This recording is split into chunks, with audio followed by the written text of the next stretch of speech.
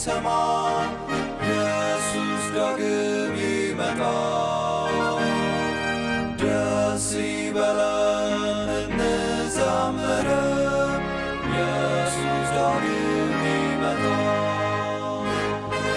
ይመለሳል ይመለሳል ኢየሱስ ዳግም ይመጣ።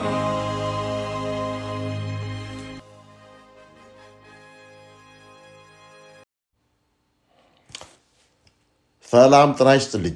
በተለያዩ የዓለማችን ክፍል ሆናችሁ ይህንን መልእክት የምትሰሙ ሁላችሁም የእግዚአብሔር አብ ሰላምና ጸጋ ከእናንተ ጋር እንዲሆን እመኛለሁኝ። ዛሬ ለኃጢአት መሞት ክፍል 2 የሚል ይዤ ቀርቤያለሁኝ። ትላንት ለኃጢአት መሞት ክፍል 1ን አይተን ነበረ። ሮሜ ምዕራፍ 6 ላይ ነው ያለነው። ከቁጥር 1 እስከ 6 ያለውን ትላንት አይተን ነበረ። ዛሬ ከዛ እንቀጥላለን። ሐዋርያው ጳውሎስ በሮሜ 6 እና 7 8 ላይ በጸጋው የዳኑ ክርስቲያኖች ምን አይነት ሕይወት ሊኖሩ ይገባቸዋል የሚለውን ነው አበክሮ ያስተማረው እና በሮሜ ምዕራፍ 6 ቁጥር 6ን ላንብብላችሁ። ከእንግዲህ ወዲህ ለኃጢአት እንዳንገዛ የኃጢአት ሥጋ ይሻር ዘንድ አሮጌው ሰዋችን ከእሱ ጋር እንደተሰቀለ እናውቃለን፣ የሞተስ ከኃጢአቱ ጸድቋልና። ለኃጢአት እንዳንገዛ የሚለውን በአንዳንድ ትርጉሞች የኃጢአት ባሪያዎች እንዳንሆን ተብሎ ተተርጉሟል። ሐዋርያው በሮሜ መልእክት ባሪያ ወይም ባርነት የሚል ቃል በተደጋጋሚ ተጠቅሟል። በመጽሐፉ መጀመሪያ ላይ ራሱን የእግዚአብሔር ባሪያ በማለት በማስተዋወቅ ነበር የጀመረው። የኃጢአት ባሪያዎችና የጽድቅ ባሪያዎች የሚሉ ንጽጽሮችንም በሮሜ መልእክት ውስጥ እናነባለን።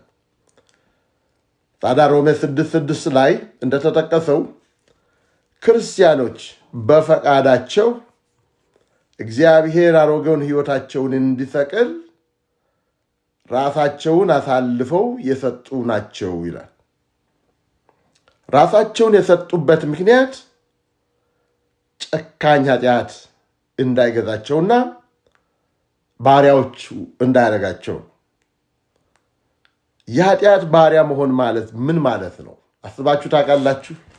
ምን ማለት ነው የኃጢአት ባሪያ መሆን ማለት? ሐዋርያው በዚህ ዘመን ኑሮ ቢሆን ሱሰኛ ወይም ደግሞ አዲክት የሚል ቃል በተጠቀመ ነበር ብዬ አምናለሁ። ሱሰኛ ወይም ለአንድ ነገር አዲክት የሆነ ሰው ለዚያ ሱስ ላስያዘው ነገር ባሪያ ነው። በቃ ሊትራሊ ባሪያ ነው። እኩለ ሌሊት ተነስና ይህን አድርግ ካለው ያደርጋል። ድራግ የሚወስድ ሰው ምን ያህል እንደሚጎዳው ቢያውቅም በአእምሮው፣ በአካሉ እንዲሁም በጠቅላላ ጤንነቱ ላይ የሚያስከትለውን ጉዳት እያወቀ ማንም ሳያስገድደው ወዶ ገንዘቡን ከፍሎ የሚጎዳውን ነገር ይገዛል። ይህንን ጎጂ ነገር ወደ አካሉ ወይም ወደ ደሙ ያስገባል። ያውቃል እኮ የሚጎዳ ነገር መሆኑ። ገንዘብ ከሌላቸው ፍላጎታቸውን ለማሟላት እነዚህ ሱሰኞች የማያደርጉት ነገር የለም። ይሰርቃሉ፣ ባንክ ይዘርፋሉ፣ የግለሰቦችን ቤት ይሰብራሉ። ስለዚህ አዲክሽን ወይም ሱሰኝነት ተብሎ ተጠራ እንጂ ባርነት ነው። ይህ በዚህ አጋጣሚ የስራ ሱሰኞችም አሉ። ስራ ጥሩ ነገር ነው፣ ነገር ግን ባሪያ አድርጎ ጠፍንጎ ሊያስረን አይገባም። አንዳንድም ካሰሪያቸው ምስጋና ለማግኘት ከሚገባቸው በላይ ራሳቸውን የሚያሰቃዩ ስራ ቦታ አድረው ስራ ቦታ የሚውሉ ሱሰኞች አሉ። እኔም በዚህ በኩል ችግር አለብኝ። ሌላ ሱሰኝነት የቁሳቁስ ወይም የማቴሪያሊዝም ሱሰኝነት ነው። ባሪያዎች አሉ። ሁልጊዜ ዛሬም፣ ነገም፣ ከነገ ወዲያ በየሰዓቱ ቢዚ ናቸው። ለምን? ብዙ መኪናዎችን ለመግዛት፣ ብዙ ልብሶችን ለመልበስ፣ ብዙ ምግብ ለመብላት፣ ብዙ ቤቶችን ለማሰራት። እነዚህ ሁሉ ዝም ብለው አይመጡም። ብዙ የጨጓራ ህመም ፈጥረውን፣ ራስ ምታት ፈጥረውን፣ የተጨማደደ ፊት ሰጥቷችሁ ነው። ብዙ የሚያስከትሉት መዘዝ አለ። ጥቅሳችን የሚነግረን ከክርስቶስ ጋር የተሰቀሉ ከሱ ጋር ህብረት አላቸው። እኔና እናንተ ነን እኮ ከሱ ጋር ህብረት አላቸው። ከመጀመሪያው አዳም ጋር የነበራቸው ግንኙነት ተቋርጧል። የጸደቁ ከእግዚአብሔር ጋር የታረቁ ተመልሰው በኃጢአት አይመላለሱም። ሐዋርያው ከእንግዲህ ወዲህ ለኃጢአት እንዳንገዛ ይላል። ኃጢአት ከተፈቀደለት ጨቋኝም ገዢ ነው። ግን እኛ ሳንፈቅድለት አይገዛንም። ነገር ግን መልካሙ ዜና የጌታችን የኢየሱስ ክርስቶስ ኃይል ከኃጢአት ኃይል ይበልጣል። ወገኖች፣ የጸጋ ጉልበት የኃጢአትን ሰንሰለት በጥሶ ነፃ ለማውጣት ኃይል አለ። በዚሁ በስድስተኛው ቁጥር ሮሜ ምዕራፍ 6 ቁጥር 6 ላይ የመጨረሻውን ቃል ስታነቡ የሞተስ ከኃጢአቱ ጸድቋል ይላል። ክርስቲያኖች ለኃጢአት የሞቱ መሆናቸውን ይናገርና የሞተስ ከኃጢአቱ ጸድቋል ምን ማለት ነው? whosoever has died freed from sin ከኃጢአት ነፃ ነው ይላል። በተግባር ስታይ ይህ እውነት ነውን ወገኖቼ? እውነት ነው። በእርግጥ ጌታ ኢየሱስን ከተቀበልን በኋላ ራሳችንን ለእሱ ከሰጠን በኋላ ከእሱ ጋር ተሰቅለናል። ከኃጢአት ምኞት ሙሉ በሙሉ ተላቀናል ማለት ነው። ይህ ከሆነ እኔ ችግር አለብኝ ማለት ነው። አሁን እኔ ከተጠመቅኩ 52 ዓመት ሞላኝ። እግዚአብሔር ይባረክ። 52 ዓመት በመውደቅ በመነሳትም በቤቱ አለው እና ነገር ግን እውነት ሙቻለሁ ወይ? ትንሽ ሰነካኩኝ። ከውስጤ አውሬ አለ አንዳንድ ጊዜ የሚነሳ። አሁንም ለምንድን ነው የሚደብቀው? ለእኔ ለራሴ ይታየኛል። ከተጠመቅኩ በኋላም ከስንት ዓመት በኋላም አለ። የሞተ ነገር እኮ ብነካኩት አይንቀሳቀስም አይደል? የኔ ይንቀሳቀሳል ብነካኩት። እንኳንስ ኃጢአት ልሰራ የሞተ ከፈተና እንኳን ነፃ ነው። 5ቱ የስሜት ሕዋሳቶቹ ሙተዋል። አይም፣ አይቀምስም፣ አይነካም፣ አሸትም፣ አይሰማም። ጆን ስቶት የተባለ ቴዎሎጂያን የአንድን ውሻ ምሳሌ ይጠቀማል ይህን ለመግለጽ። ውሻ ለጥ ብሎ ከተኛ በሕይወቱ ያለ መሆኑንና መሞቱን በቀላሉ በአይን አይቶ ብቻ ለማወቅ አስቸጋሪ ነው ይላል። እኔም አውቃለሁ ይሄንን። ቀላሉ መንገድ ታዲያ በእግር መንካት ነው። በሕይወት ያለ ውሻ ስነካ ይንቀሳቀሳል፣ ይነክሳቸዋል። የሞተ ውሻ ግን ብነካ ብረገጥ አይሰማውም። እሺ አሁን ለኃጢአት ለመሞት እያወራን ነው እና ወገኖቼ እኛ እንዴት ነን? ኃጢአት አይሸተንም? አይሸተንም? እጆቻችን ኃጢአትን መንካት፣ አይናችን ማየቱን ምናልባት ብንነካ ምላሽ መስጠት አቁመናል ማለት ነው? ምን አይመስለኝም። ፈተና ሁል ጊዜ አለ። ጌታ ኢየሱስም በዚህ ምድር ሳለ ተፈትኖ ነበረ። ሐዋርያው ጳውሎስ የሚነግረን ምንድን ነው? 6:12 ላይ ሮሜ በሚሞት ሥጋችሁ ኃጢአት አይንገስ ነው የሚል። ክርስቲያኖች ኃጢአት አይገዛቸውም፣ ንጉሳቸው አይደለም። የልባቸው ዙፋን የኢየሱስ ነው። የኃጢአት ባሪያዎች ወይም ሱሰኞች አይደሉም። አሁን ክርስቲያን ሊደናቀፍ፣ ልንገዳገድ፣ ሊወድቅም ይችላል። ነገር ግን ኃጢአትን የሕይወቱ ክፍል ያኗኗሩ ዘይቤው አድርጎ አይቀመጥም። ኃጢአት አይስማማውም። ይሄ ሁለተኛ ነቸሩ በክርስቶስ ኢየሱስ ያገኘው አዲስ ሕይወት ኃጢአትን አይወድም፣ አይስማማውም። ኃጢአት አሳማዎች በጭቃ ከወደቁ ደስታውን አይችሉትም። የቻሉትን ያህል ጭቃ ላይ ይንከባለላሉ። ባህሪያቸው ጭቃ ይወዳሉ። በጎች ግን ጭቃ አይስማማቸው። ጭቃ ላይ ከወደቁ ፈጥነው ጤዛ ላይ ይንከባለላሉ፣ ራሳቸውን ይጠርጋሉ፣ ጭቃውን ከላያቸው ላይ ያራግፋሉ። ክርስቲያኖች ወገኖቼ በጎች ነን እንጂ አሳማዎች አይደለም። በኃጢአት የሚሰማን ምቾት፣ በኃጢአት የሚሰማን ደስታ የለም። በአንደኛ ዮሐንስ 2:1 ልጆች ሆይ ኃጢአት እንዳታደርጉ ይህን ይጽፍላችኋለሁ። የመጀመሪያው ይሄ ነው። ይህን እንድታደርጉ አልተፈቀደም። ኃጢአት እንድትሰሩ አልተፈቀደም።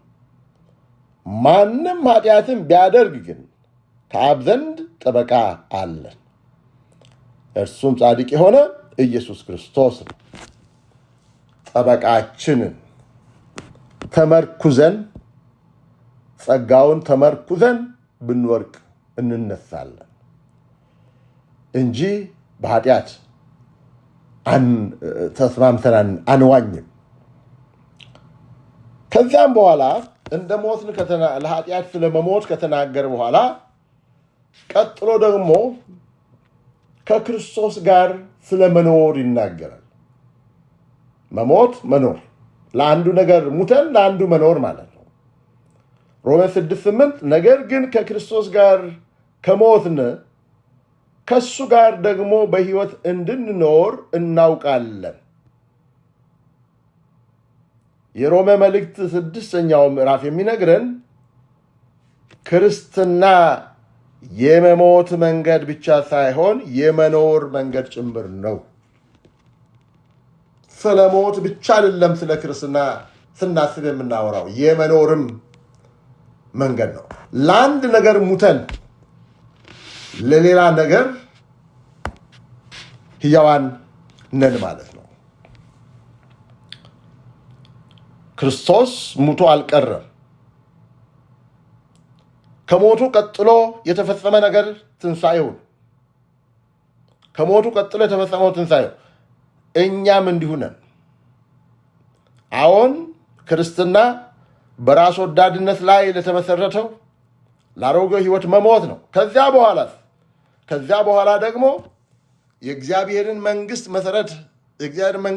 መሰረት በሆነው ራስ ወዳድነት በሌለበት አዲስ ሕይወት ሕያው መሆን ማለት ነው ክርስትና። እግዚአብሔር ኃጢአተኞችን ካጸደቃቸው በኋላ በቃ አሁን ጸድቃችኋል፣ ራሳችሁን ቻሉ አይልም። በጣም የሚገርም ነው። የጸጋ ስራ ማጽደቅ ብቻ አይደለም። የወንጌል ምስራች ነው ትልቁ ነገር። ካጸደቀ በኋላ ቀጥሎስ እነዚያን ያጸደቀቸውን ይቀድሳቸዋል። ከዚያም አበቃም። ከዚያ እስከ ቤታችን እስከ ዘላለሙ መኖሪያችን ይመራናል። ብቻችን አይደለም። ስለዚህ የክርስትና ህይወት የሽንፈት ህይወት አይደለም። ጌታ አዲስ ልብና አዲስ ሐሳብ ይሰጣቸዋል። ከዚያም በኋላ ይችን ዓለም የሚያዩበት አተያይ በተለየ መንገድ ነው። አሁን አዲስ ዓላማ ወይም ሞቲቭ አላቸው ለኑሮ ማለት ነው። ሐዋርያው ጳውሎስ በተደጋጋሚ አስወግዱ፣ ይህንን አስወግዱ የሚለን ነገር አለ። አስወግዱ ብቻ ሳይሆን አንዱን ስናስወግድ ደግሞ በሌላ መተካት አለብን።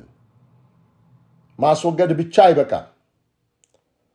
ለምሳሌ ቆላስይስ 3:9 እና 10 እርስ በርሳችሁ ውሸት አትነጋገሩ፣ አሮጌውን ሰው ከሥራው ጋር ገፋችሁታልና የፈጠረውንም ምስል እንዲመስል ዕውቀትን ለማግኘት የሚታደሰውን አዲስን ሰው ለብሳችሁታል። አሮጌውን ሰው አስወግዱ፣ ግፈፉ ብሎ አበቃም። አሮጌውን ሰው ከገፈፋችሁት በኋላ ምን አድርጉ ነው የሚለን? አዲሱን ደግሞ ልበሱ። ሮሜ 12:2 የእግዚአብሔር ፈቃድ እሱም በጎና ደስ የሚያሰኝ ፍጹምም የሆነው ነገር ምን እንደሆነ ፈትናችሁ ታውቁ ዘንድ በልባችሁ መታደስ ተለወጡ እንጂ ይህን ዓለም አትምሰሉ። ተለወጡ። አንድ ልድገምላችሁ። ኤፌሶን 4:22-4 ፊተኛውን ኑሯችሁን እያሰባችሁ እንደሚያታልል ምኞት የሚጠፋውን አሮጌውን ሰው አስወግዱ። የሚጠፋውን አሮጌውን ሰው አስወግዱ። ከዚያስ በአእምሯችሁ መንፈስ ታደሱ፣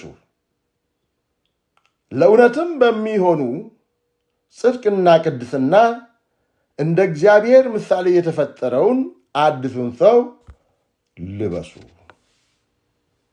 በዚህ ጥቅስ ሁለት ግሩም ምክሮች አሉ። ሁለት ግሩም ምክሮች እየሰማችሁኝ ነው? አንደኛው አውልቁ፣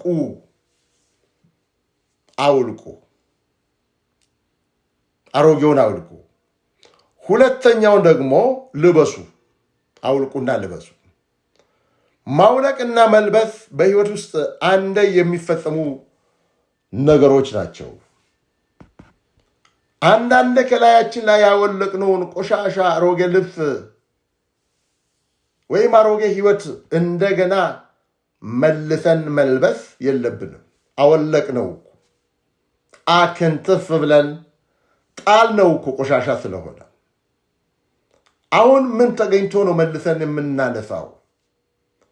በኩሽናችንም አዲሱን ነው የምንለብስ፣ በመኝታ ቤታችንም አዲሱን ነው የምንለብስ፣ ስራ ስንሄድም ቤተ ክርስቲያን ስንሄድም አዲሱን ለብሰን ነው የምንሄደው። አዲሱን አንድ አሮጌ አንድ አዲስ መቀያየር የለብንም። ከዚህ በፊት በአሮጌው ሕይወት ስንመላለስ ነበር። ምን ያህል መጥፎ መሆኑን እናውቃለን። ምን ያህል መጥፎ መሆኑን እናውቃለን። ስለዚህ በጌታ ጸጋ አውልቀን ጥለነዋል። አውልቀን መጣል ብቻ ሳይሆን አዲሱን ደግሞ ለብሰናል። አሁን መልሰን ያንን ቆሻሻ አንገሽግሾን የጣልነውን ማንሳት የለብንም። ሐዋርያው ጳውሎስ በሁለተኛ ቆሮንቶስ 5:17 ስለዚህ ማንም በክርስቶስ ቢሆን አዲስ ፍጥረት ነው፣ አሮጌው ነገር አልፏልና እነሆ ሁሉም አዲስ ሆኗልና ይላል። ስለዚህ በዚህ መልእክት ሐዋርያው በተደጋጋሚ ከሱ ጋር እኖራለን በማለት ተናግረዋል። ከሱ ጋር የሚኖሩ እንደሱ ይኖራሉ። ከሱ ጋር የሚኖሩ የሱን ባህሪ ያንጸባርቃሉ። ኦኬ ቁጥር 9 ሮሜ ምዕራፍ 6 ቁጥር 9 ክርስቶስ ከሙታን ተነስቶ ወደፊት እንዳይሞት ሞትም ወደፊት እንዳይገዛው እናውቃለንና። ጌታ ከሞት ካስነሳቸው ሰዎች አንዱ አልዓዛር ነው። አልዓዛር ሙቶ ተቀብሮ 4 ቀን ሆኖታል። እጁና እግሮቹ በመግነዣ ተገንዘዋል። ፊቱ በጨርቅ ተጠምጥሞ ነበር። በጣም አስደናቂ ትዕይንት ነው። የሕይወት ሰጪው ኢየሱስን ድምፅ ሲሰማ መቃብሩ ሊያቆየው አልቻለም። ጌታ ኢየሱስ በሞት ላይ ስልጣን እንዳለው በአደባባይ ገለጸ። የበሰበሰ ሥጋ ሕያው ሆነ። ነገር ግን የሚያሳዝነው ነገር ከዚያም በኋላ አልዓዛር ለዘላለም አልኖረም። ጌታ ዕድሜውን አረዘመለት እንጂ ሌላ ጊዜ ደግሞ አልዓዛር እንደ ማንኛውም ሰው ሙቷል። የጌታ የኢየሱስ ትንሣኤ ግን ከአልዓዛር ትንሣኤ የተለየ ነው።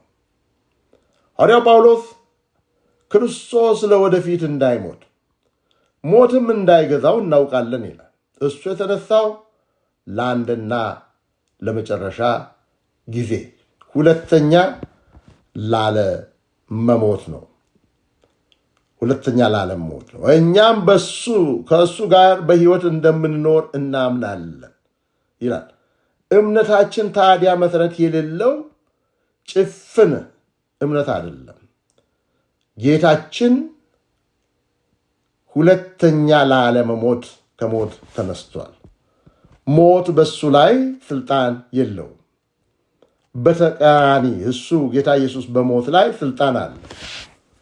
ከዘላለም እስከ ዘላለም ድረስ ሕያው ነው፣ የሞትና የሲኦል መክፈቻ አለ ብሎ ተናግሯል። እና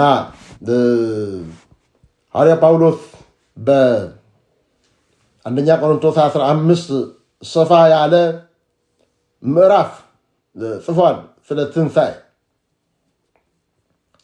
በጣም ኃይለኛ ነገር ጽፏል። ጌታ ኢየሱስ ንጉሥ ነው። እሱ የበላይ ነው። አሁን እሱ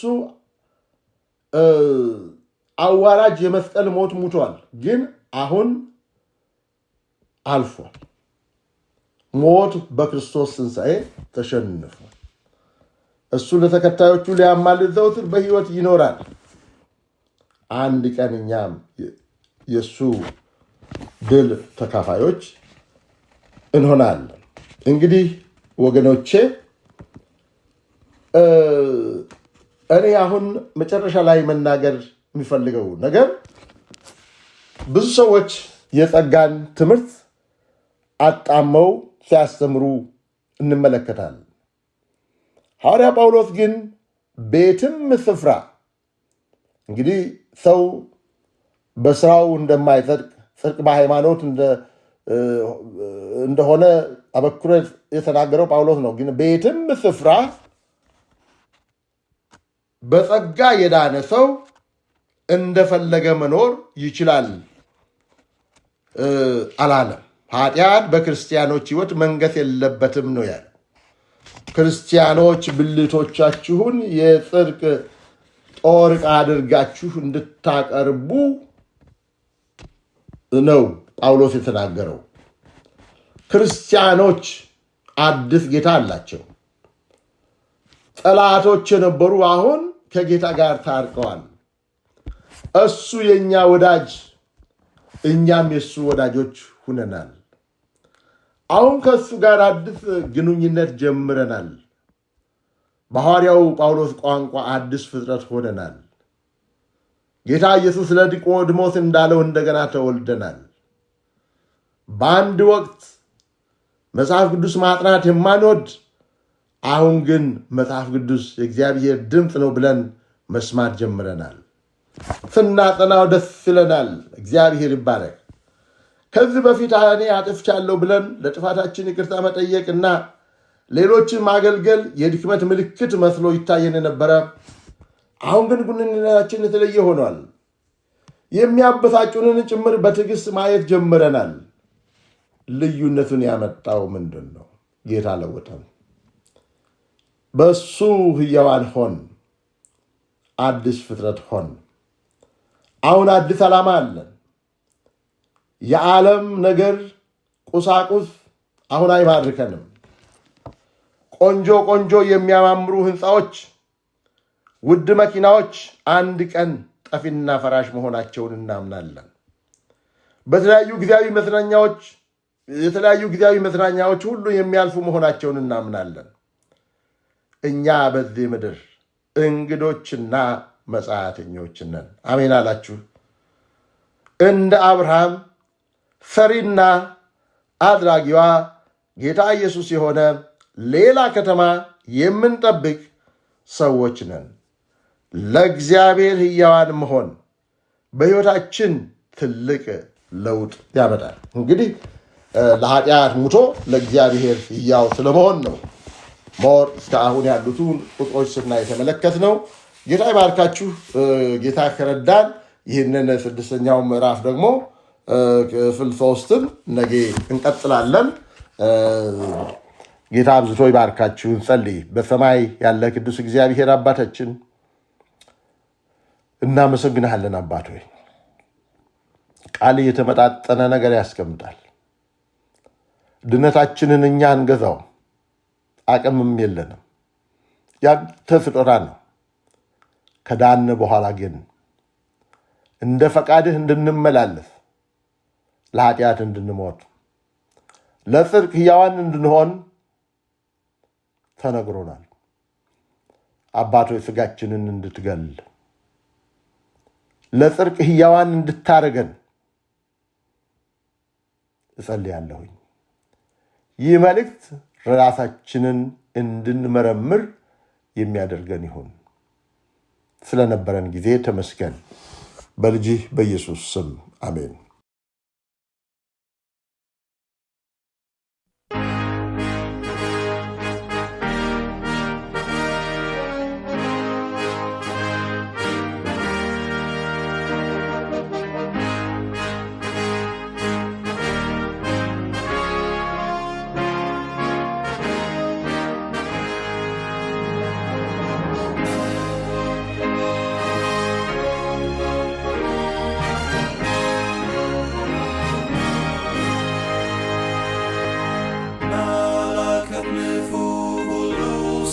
ሰማ ኢየሱስ ዳግም ይመጣል። ደስ ይበለን እንዘምር፣ ኢየሱስ ዳግም ይመጣል። ይመለሳል ኢየሱስ ዳግም ይመጣል። ተራሮቹ ኢየሱስ ዳግም ይመጣል። ኢየሱስ ይመጣል በክብር ዙፋን። ኢየሱስ ዳግም ይመጣል። ይመለሳል ኢየሱስ ዳግም ይመጣል። ፍጥረቱ ሁሉ ይናገረናል፣ ኢየሱስ ዳግም ይመጣል። እስከ ባህር ዳር ሁሉ ያየዋል፣ ኢየሱስ ዳግም ይመጣል።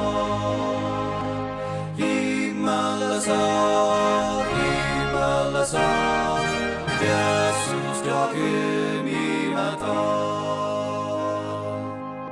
የምድር መናወጥ ለሰዎች ይላል፣ ኢየሱስ ዳግም ይመጣል። አውሎ ነፋስም ያስታውቀናል፣ ኢየሱስ ዳግም ይመጣል። ይመለሳል